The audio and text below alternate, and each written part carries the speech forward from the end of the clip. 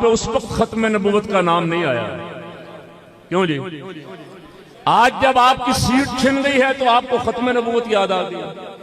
आज आप असेंबली से बाहर हो गए तो आपको नामूस रिसालत और इस्लाम याद आ गया।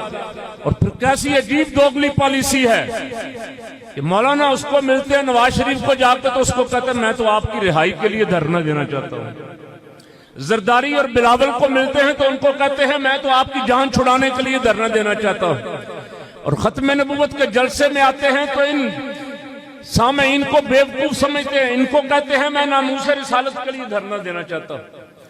ऐसा झूठा आदमी खत्म नबूवत पे पहरा दे सकता है? खत्म नबूवत पे पहरा ये देंगे इंशाअल्लाह। ये हजूर के गुलाम खत्म नबूवत पे पहरा कल भी दे रहे थे, आज भी देंगे इंशाअल्लाह। ये ना कहो कि तुम पाकिस्तान में इस्लाम और खत्म नबूवत के बारे